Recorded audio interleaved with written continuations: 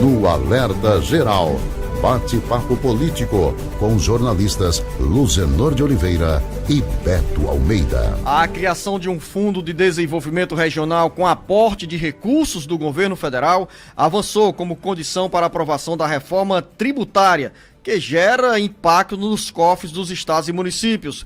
O governador Elmano de Freitas se reuniu em Brasília com outros governadores e comemora os avanços para maior proteção aos estados. As informações chegam agora com o repórter Sátiro Salles. As articulações entre lideranças do governo e do Congresso Nacional para a definição de um fundo que proteja os estados de eventuais prejuízos com a reforma tributária avançaram.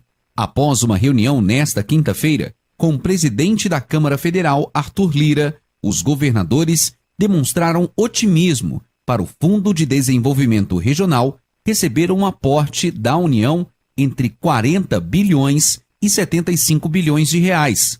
O montante, que deve ser criado para compensar as perdas dos estados, é um dos pontos sensíveis para um consenso na reforma tributária. Os 75 bilhões de reais foram propostos pelos governadores e o governo já concordou com um patamar mínimo de 40 bilhões de reais para o fundo. Isso é uma negociação. A Fazenda sempre vai querer dar menos, os governadores sempre vão querer mais, e a gente vai chegar, no final das contas, a uma convergência. Se falou hoje em 40 bilhões, os estados falaram em 75 bilhões de reais. A ideia é que o montante seja utilizado apenas durante o período de transição para o novo sistema tributário, que deve durar 20 anos. Presente à reunião em Brasília, o governador Elmano de Freitas enalteceu a articulação do presidente da Câmara e a sensibilidade do governo federal para construir um fundo de desenvolvimento regional que garanta aos estados condições para manter as obras e as ações em prol da população. Quero parabenizar aqui a Câmara dos Deputados, através do seu presidente e o governo federal, de estar colaborando para ter uma decisão muito importante, como é um fundo de desenvolvimento regional. Nós vamos ter um debate intenso na Câmara. Nós, governadores, queremos um fundo de desenvolvimento com 75 bilhões e que temos discutindo os critérios de distribuição. E é muito importante que esse fundo efetivamente ajude, especialmente, os estados que historicamente tiveram maior dificuldade para o seu desenvolvimento econômico. É garantido que vai ter um fundo de desenvolvimento regional, já é garantido um patamar mínimo de pelo menos 40 bilhões, mas nós precisamos de um recurso a mais para garantir que, ao perder os incentivos, os estados tenham capacidade de ter política de fomento para a atração de investimentos nos nossos estados. Com informações dos bastidores políticos, Sátiro Salles. Essas mudanças no sistema tributário brasileiro irão mexer com os contribuintes no futuro, mas nesse momento, nesse debate, a proposta apresentada pelo relator do projeto de reforma tributária, o deputado federal deputado federal Aguinaldo Ribeiro, mostra que siglas como ICMS, IPI, IPVA, IPTU e ISS irão desaparecer e darão lugar ao IVA, que é o Imposto de Valor Agregado, nacional, estadual e municipal. Essas mudanças serão feitas de forma proporcional e também de forma gradual. Quem entra agora para falar sobre essas informações aqui no Alerta Geral é o repórter Carlos Alberto.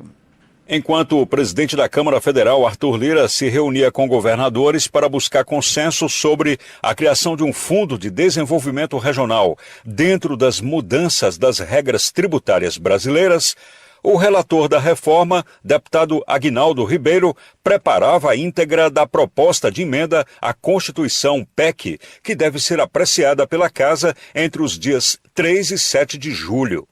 O novo texto apresentado nesta quinta-feira prevê que o futuro imposto sobre valor adicionado, IVA, tenha 3 alíquotas diferentes e transição de 8 anos para o contribuinte.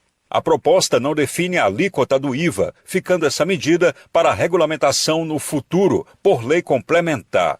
A PEC define, porém, 3 tipos de cobrança: a alíquota padrão, uma alíquota que poderá ser de 50% da alíquota geral destinada ao transporte público, medicamentos, produtos agropecuários in natura, alimentos da cesta básica e itens de higiene pessoal, serviços médicos e de educação, atividades artísticas e culturais nacionais, e alíquota zero, que poderá incidir sobre alguns medicamentos, como para tratar o câncer e transporte público coletivo. As mudanças nas normas tributárias chegarão ao bolso do contribuinte de forma gradativa, sendo concluída a implantação do novo imposto em 2033. De acordo com a proposta, em 2026 entra em vigência o IVA federal, com a denominação de Contribuição sobre Bens e Serviços, com alíquota de 1%. No ano seguinte, em 2027, o tributo entrará em vigor de forma definitiva, com extinção do PIS/COFINS e a redução a zero das alíquotas do IPI, exceto para a Zona Franca de Manaus. A proposta prevê ainda que, de 2029 a 2032, será implantado de forma proporcional o IVA estadual e municipal, com a seguinte denominação: Imposto sobre Bens e Serviços, IBS, com a extinção gradual do ICMS e do ISS. Em 2033, pela proposta do relator, entra em vigência integral o novo sistema, com extinção do antigo sistema tributário.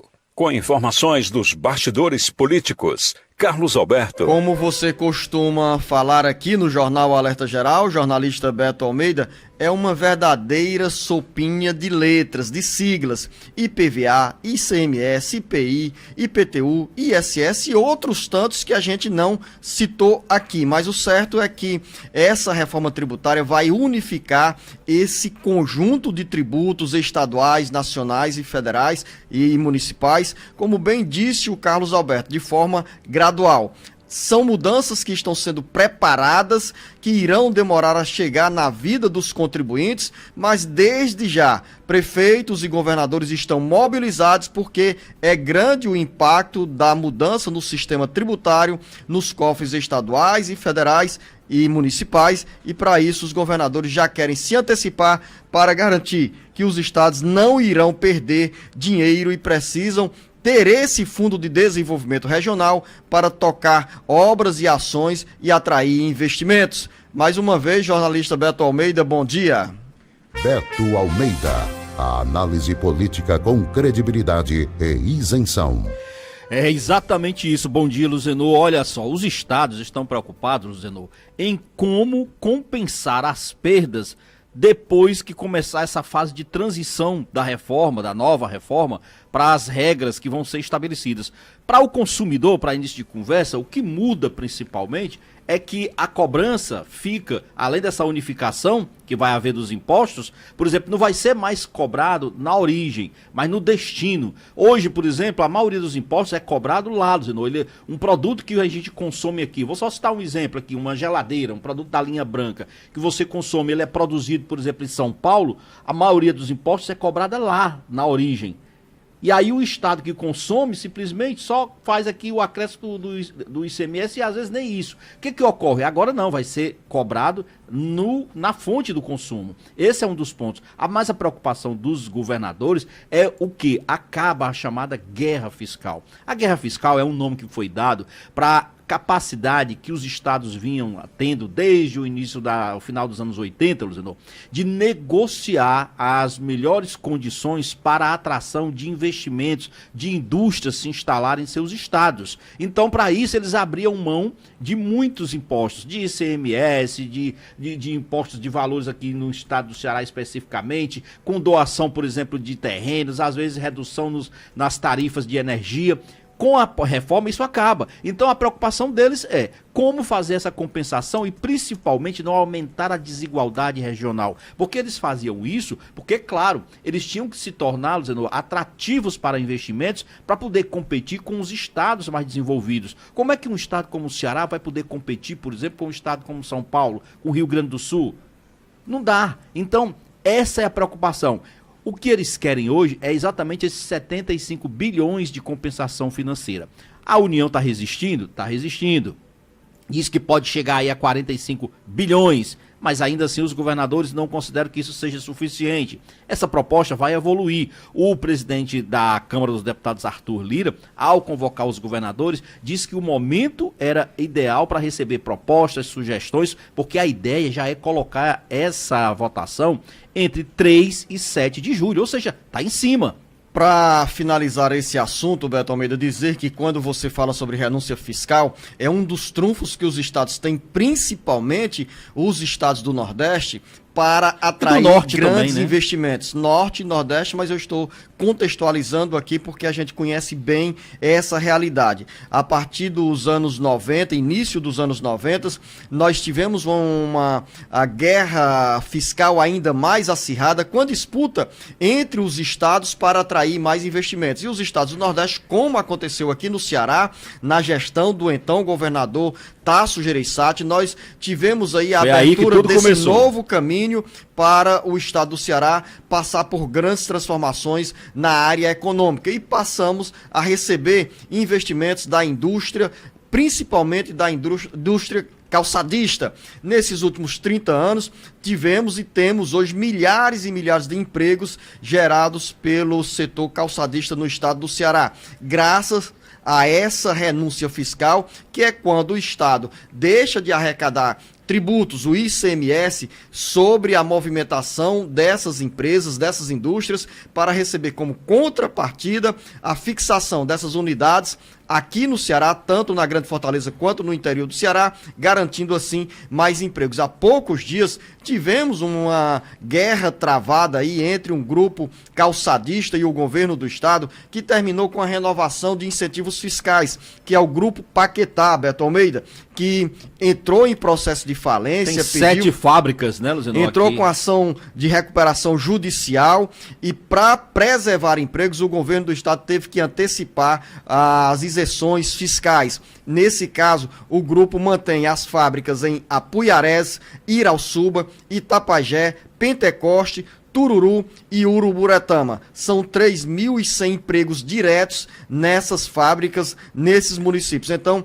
é graças à renúncia fiscal que o estado do Ceará tem esses empregos garantidos. Para alguns, é uma renúncia indevida e que o Estado não deveria abrir mão desse dinheiro. Mas, por outro lado, Beto Almeida, como conseguir nessa guerra onde o Estado de São Paulo, o Estado do Rio de Janeiro, oferece condições melhores e maiores de infraestrutura e outros atrativos, porque ficam mais próximos aos grandes centros de consumo, como os estados da região Nordeste terão como atrair, se não a renúncia fiscal.